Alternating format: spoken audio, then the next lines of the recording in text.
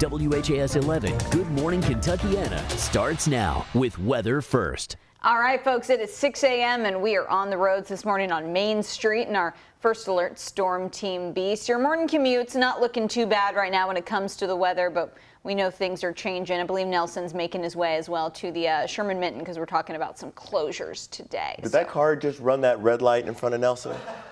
Is that what we just saw? It's Louisville, so it's possible. So they did. We'll get that license plate number. Good morning, everybody. Eric King here. And I'm Grace McKenna. Yeah, we do have a lot to get to today, including some big changes on the way to the weather. So we're going to send things over to Ben Pine.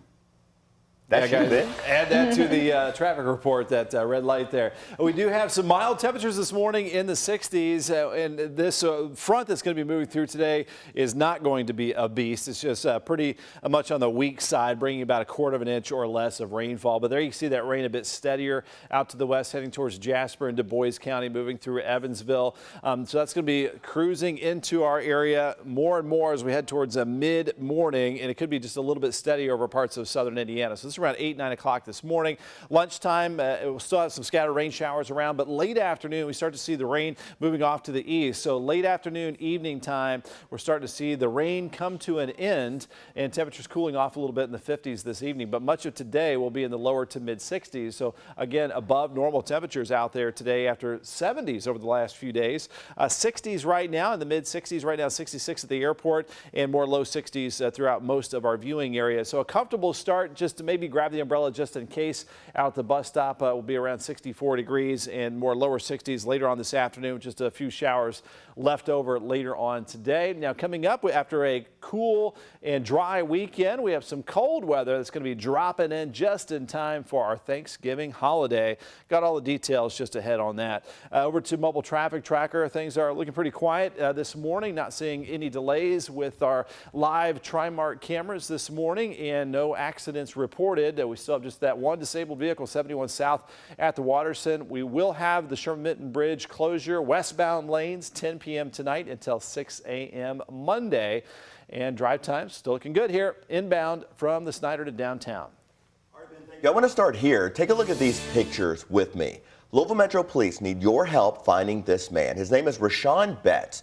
Police say he stabbed and assaulted a woman on the 8th of November at the Jefferson Green Apartments in Okolona. That woman was 44-year-old Amy Skelton. She later died from her injuries at University Hospital.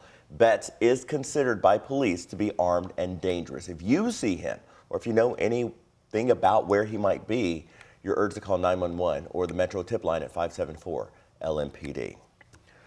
Well, after 4 days of deliberations, the jury deadlocked in the Hankinson trial and could not reach a verdict. The judge declared a mistrial in the case, but according to the attorney for Breonna Taylor's family, prosecutors want a retrial. WHAS 11's Alexis Jones reports.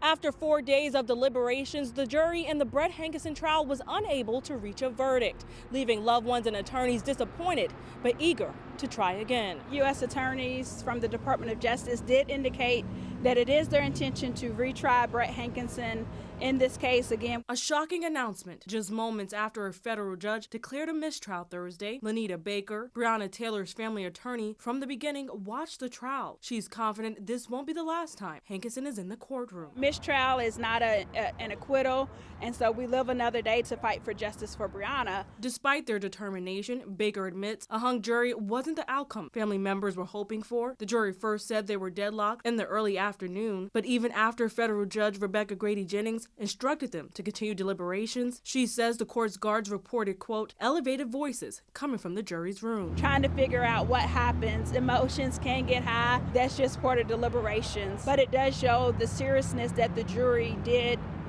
put within this case. Ultimately, jurors said they couldn't honestly and reasonably reach a verdict. They were stuck on both of the civil rights violations facing Hankinson. When asked if federal prosecutors will retry the case, a DOJ spokesperson told ABC News the Department of Justice is actively considering all of our available options. A hearing is set for December 13th to determine if the federal government will trial Brett Hankinson all over again. Alexis Jones, WHAS 11, on your side.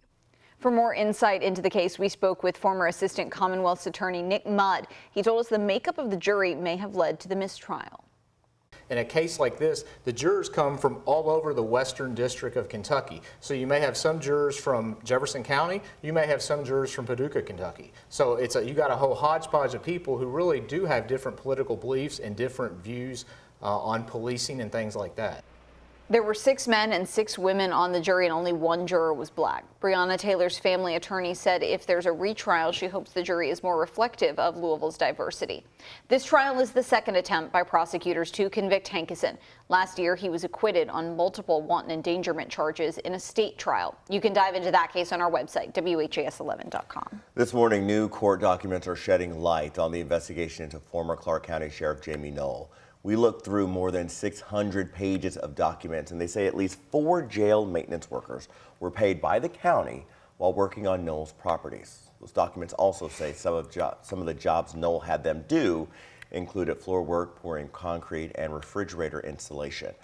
All of this was also documented in photos. Other jail employees told detectives they helped with tasks involving plumbing and electric. Investigators are also looking into 133 vehicles registered to the Utica Township Volunteer Fire Department and New Chapel EMS. Dozens of those vehicles were found mixed in with Knoll's personal vehicles on various properties. He's also accused of purchasing and selling some of those vehicles for his own personal gain. One employee said they were asked to maintain the private vehicle collection, adding Knoll changed their work schedule so they could pick up and transport the cars. Knoll is facing 15 felony charges in all. He is out of jail on bond and expected back in court on January 8th. We have learned the name of the officer who shot a suspect while police investigated a domestic violence incident on Monday. LMPD says recent graduate O'Shea Rogers, his photo's on your screen, shot Jerron Bobbitt after police say Bobbitt pointed an AR-style pistol at them. Rogers was hired in February and just graduated the academy in August. Police say he has no complaint or disciplinary history. Bobbitt is now being held on a $100,000 bond. He faces multiple charges, including wanton endangerment of a police officer. LaGrange, Oldham County Police, and the ATF were investigating a late-night fire that destroyed the LaGrange Probation and Parole Office. Police say it started just before 1 Thursday morning. We're told nobody was inside at the time and no injuries have been reported, but it did take crews from 7 different departments to get that fire knocked out. We have a big heads up here for drivers, especially those of you who use the Sherman-Minton Bridge. Starting tonight, the bridge will be totally shut down heading westbound into southern Indiana. It'll close at 10 tonight and stay closed until 6 a.m. Monday. The closure will allow crews to work safely as the Sherman-Minton Renewal Project shifts into phase 4. Ben, 6:07, what's the one thing we should know about today's weather? Yeah, Eric's feeling good in the 60s, 66 degrees right now, but you see the rain that is going to be moving into Kentuckiana over the next several hours. So most of this is going to be on the light side. I'll time it out and show you when that rain will come to an end later today. And we have some cold weather for our Thanksgiving holiday. A lot of changes coming up in our complete forecast.